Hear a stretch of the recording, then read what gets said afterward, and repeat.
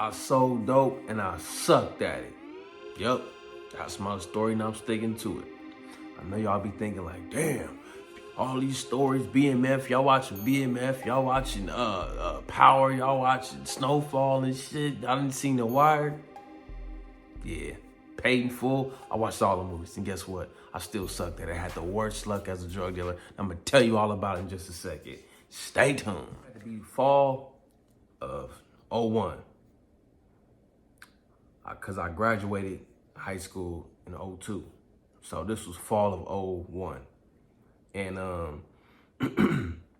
I got tired of having just, a little lunch money and shit. I wanted to get rich. I was trying to, get my ball on because I heard about, this is when the ecstasy pills, you can get a bolt of ecstasy pills for 1,000 and sell them for like $20 a pop. You know what I'm saying? So man, you can make 20,000 off $1,000, but I had to get to that 1,000. So that was always the goal, man. If I can get that 1,000, man, I'm on. I could find somebody that now I'm on.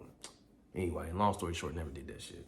Anyway, the most accessible shit to me was meth. It was methamphetamine, right? Now, mind you, I'm in West Covina. I'm looking up to all my cousins in west side of LA, So I'm looking up to these motherfuckers. I'm hearing stories about how these motherfuckers balling and shit. So I'm like, damn, I need to get like them. Man, I get my 8-ball. I'm talking to this one cat. I forgot his name, Hispanic cat. He was telling me how he was slanging for this Asian dude. The Asian dude had the plug. A lot of people know the Asians be having the plug. So talking to the Asian cat, he hooked me up, give me the 8-balls. He said, all right, so you shoot me the, shoot me 200 back, keep 100. All right, bet, got you. So I wasn't too familiar with it. I just knew that I knew people that did the shit. And they kind of like told me how you break it down, how much you sell it for, how much So I asked one of the homies, hey man, how much you breaking this down for? He's like, man, 0.2, 0.3, you break it down, and so just like that. I said, all right, cool.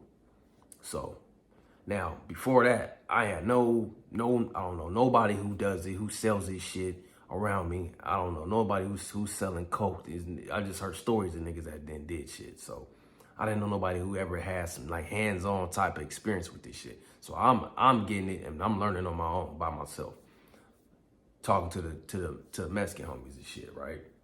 So the homie schooled me to the game, the homie Wolfie. Him and his peoples, they my main customers at this time. But I don't know nobody who's fucking with it, right? So now mind you, I'm still in high school. So my clientele is not in high school. So I end up seeing one of my homies, him and his dad, these motherfuckers broke down a line of ice and snorted that shit. I've never seen nobody snort no motherfucking methamphetamine. The shit look like glass. Like straight up glass. And I'm talking about, I jumped off into some shit. I had no idea what the fuck I was getting into. So anyway, I'm watching the homie, him and his dad, snorting motherfucking glass, right?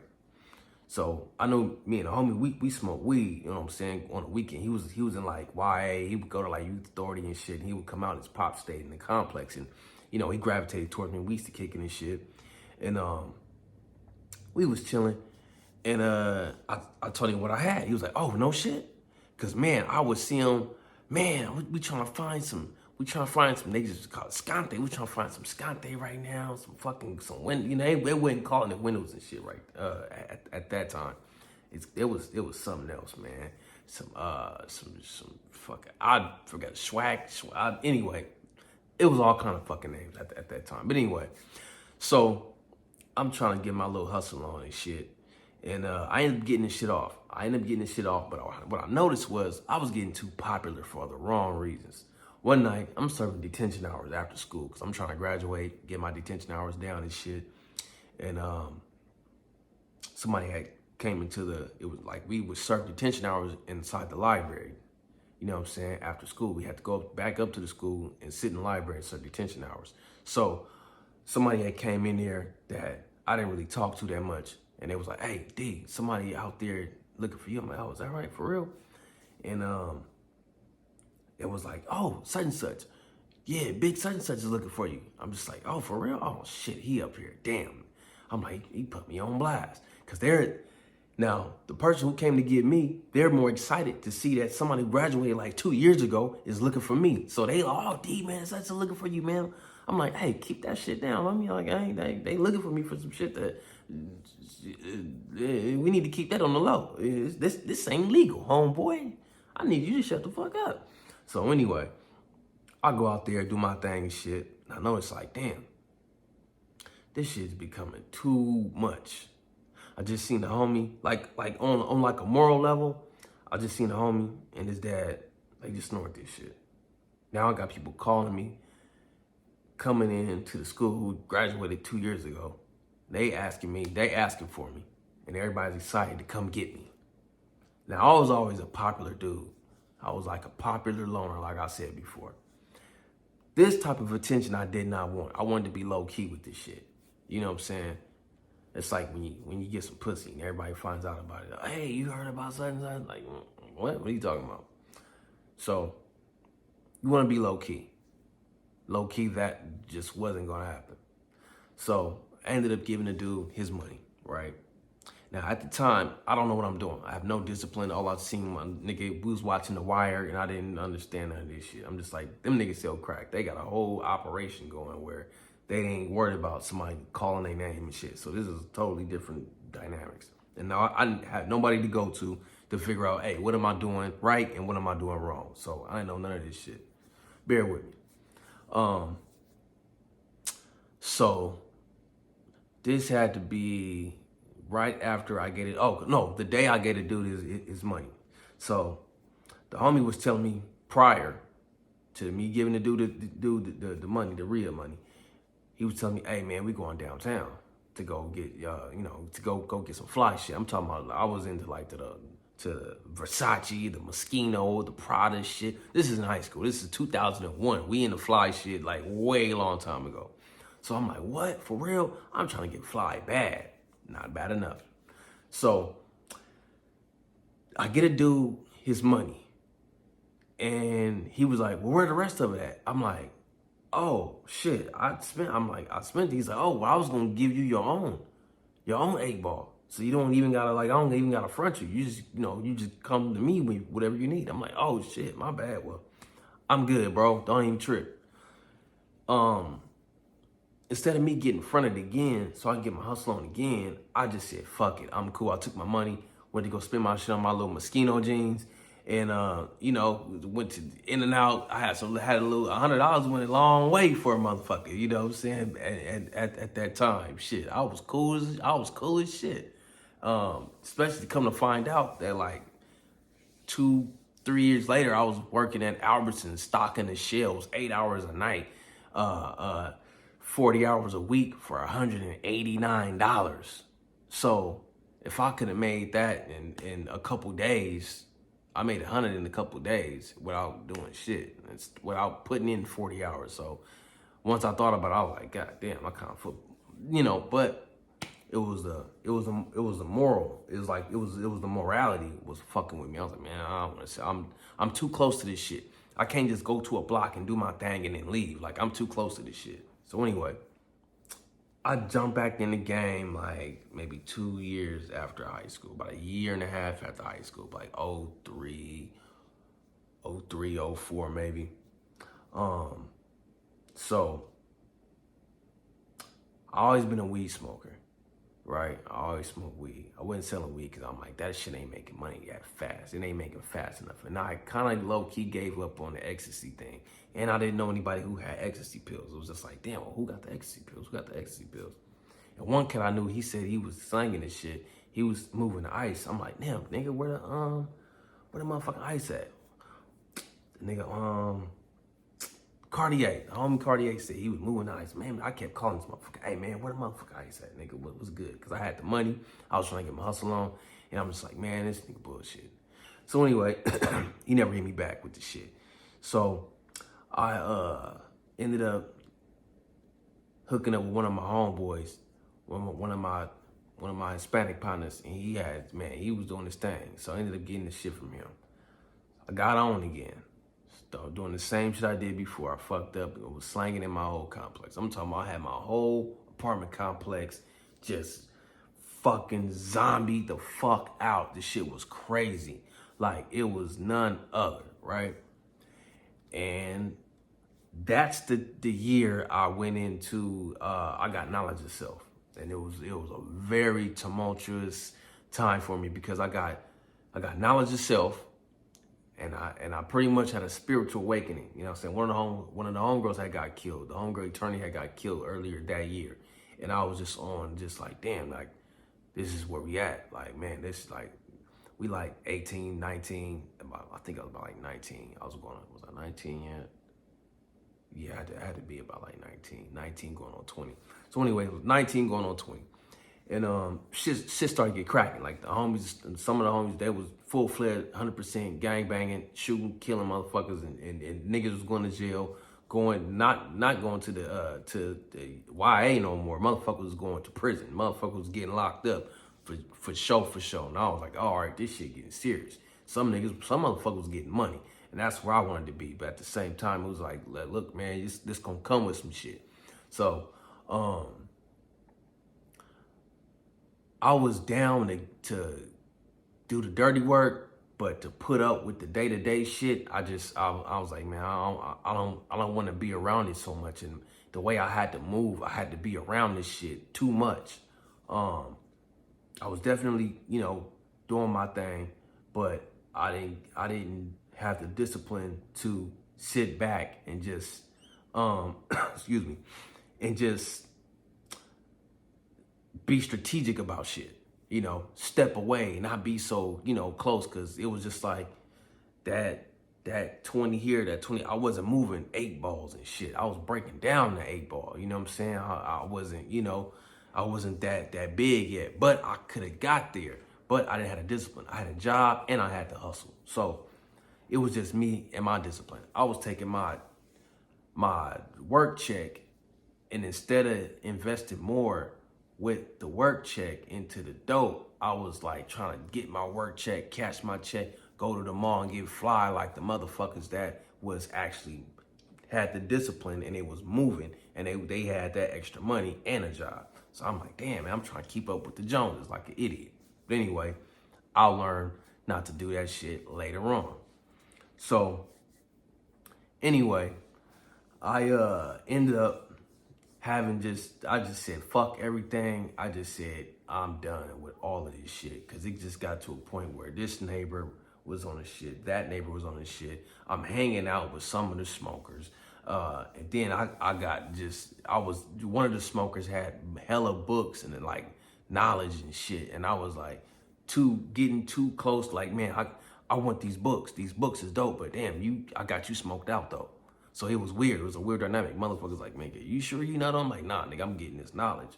I discovered some Malcolm X speeches that I had. I think either my mom or my dad had on the bookshelf at the time.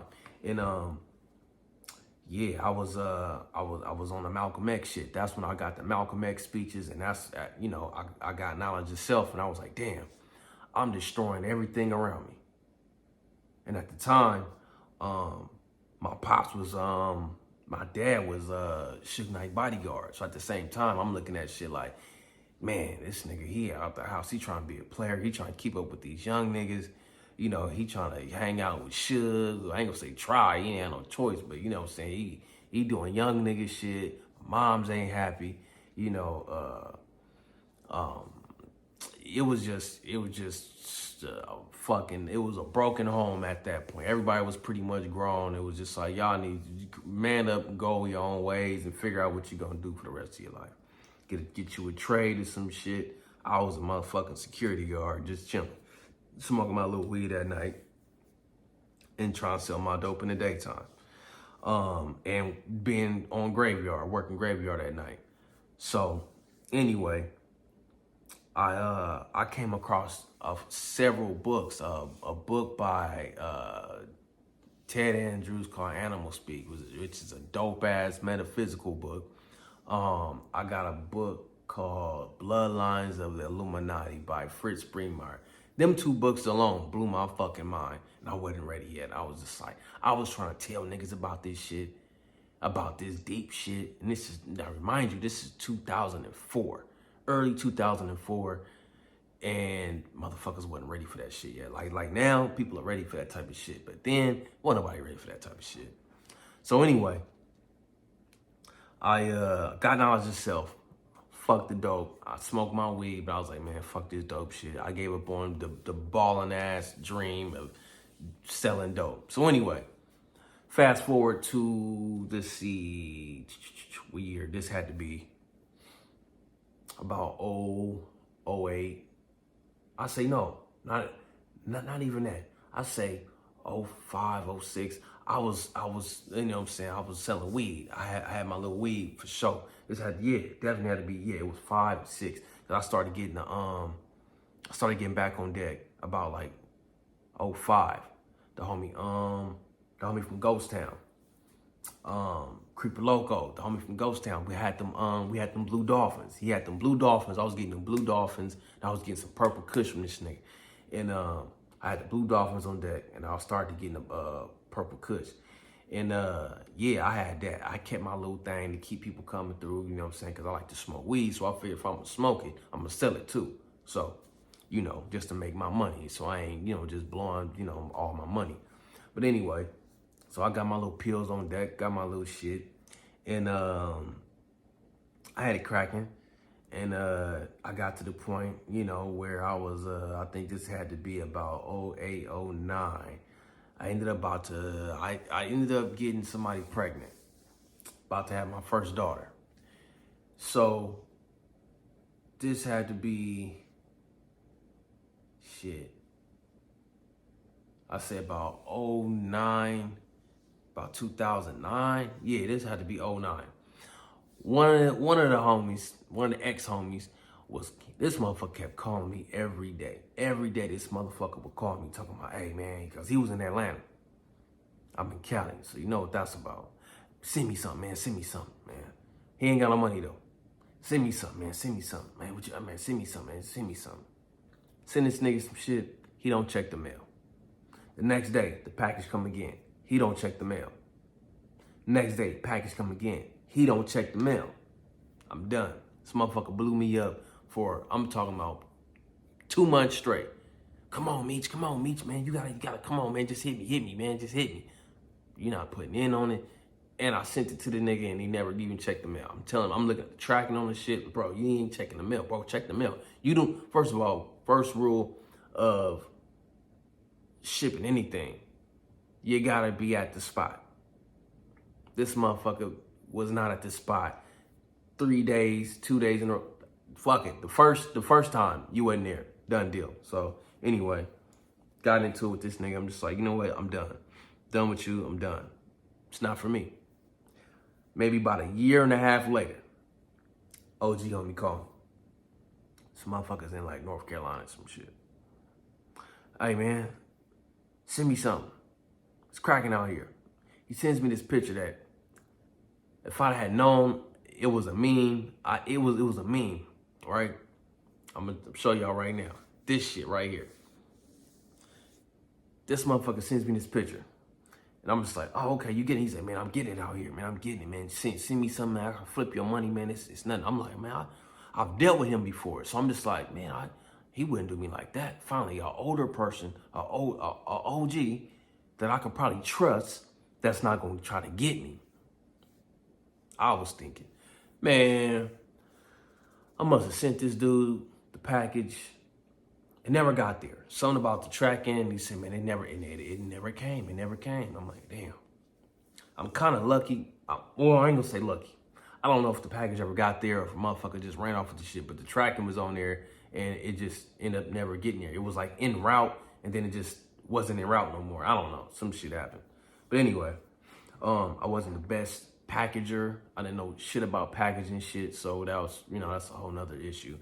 But, so anyway, this had to be maybe about 2 years later. Same person, older cat. Send me anything. Oh, I forgot. That package that I sent was a £1/4. I sent the QP and I lost that shit. Could have came up a little bit of change, but you know, it wasn't a whole lot, but it was still like, damn, it's still a loss. But anyway, so about 2 years later, same scenario. Send me something, send me something, send me something. I send this nigga an ounce, right? I'm getting at this time it was low. I had him got him for the cool little piece of change. Sent that shit for like, I think I got it for like 120 or some shit. So some good though. It was some good. Prices was good at that time. Got the ounce for like 120. Sent that shit, man. Here you go, nigga. Cause you ain't sending no money. You just saying send anything. All right, I'll send something. Man, I send this nigga this shit. This motherfucker hits me with the that ain't enough or some bullshit. I'm just like, nigga, hold on, bro. You bugged the shit out of me talking about just send anything. I sent anything and you said send anything. I'm like, how am I trust? You ain't got no money on it? I could have sent more if you would have put up something, but you didn't put up shit. So I just sent some shit that I know I could lose. Man, this motherfucker wanted to nigga low-key came at me on some bullshit. And I said, I'm done. I'm not selling no more weed. I'm not shipping no more weed. I ain't doing none of that shit. I lied. I did it again a few years later. Started sending shit to the homie. No, I sent it to one of my peoples. And just the rapping wasn't right. We didn't rap the shit right. It just, every time I try to send some shit out of town, it didn't work. It didn't fucking work. Or something wouldn't work. When it got there, and niggas say the quality wasn't the same. I was dealing with somebody who wasn't getting the right shit. It was just like, it was cool. And it was some greenhouse. And when it got there, it was dry. It was super dry. And and then it was weird because it was a year where like the prices was stupid, crazy high, but I can get the greenhouse. It's a little cheaper and it still got a little potency to it. And it was just like, man, I'm done, dog. I'm exhausted. I'm exhausted. Then I did it again. Well, one of my homies.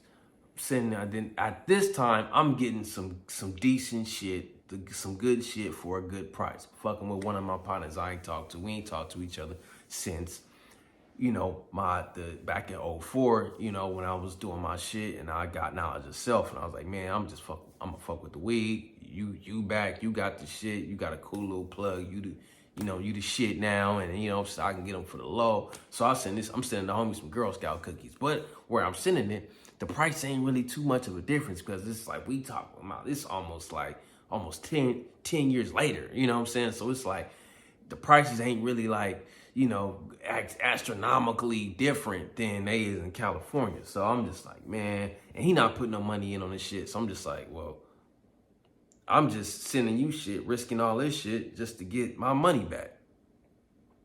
Then a nigga like, man, when we gonna make some money? I'm like, nigga, when you start putting in some shit. Yeah, you getting shit off, but it ain't no profit. None. So I said, fuck it. I'm done. I'm not gonna sell no more weed. I'm done. So I sucked at selling dope. And that's just my story. And I'm never gonna ship no weed. I'm not selling no weed. I'm done. This shit, I'm done. So anyway, don't sell weed, don't ship weed. Sometimes the stars are not gonna align for you. Maybe I think God was just like, bro, I don't need you to do that. I need you to do something else because this shit will not work. You're gonna try and try and try and it will not work. You're not even gonna get the right knowledge. You're not even gonna have the Ziploc, I can't think of the name, the vacuum bag. You're not gonna have none of this shit. You're not gonna know none of this shit. You're not gonna come across nobody who's done this shit the right way at all, period. And I never really came across somebody who actually gave me the game until I got like to that last point. It was just like, I'm done. The homie ain't got no money on it. I'm just sending the shit to the nigga and I'm just getting barely my money back. I'm done. Yeah. So that's it. So sometimes some people just can't sell dope. Some people can't sell weed. Like sometimes the pack ain't gonna get there, man. Sometimes, you know, it's just, man, trust is a motherfucker, boy. All I can say is trust is a motherfucker. Man. Never again, though. Life lessons. I learned some life lessons, though. Never again. Never again. I'm out.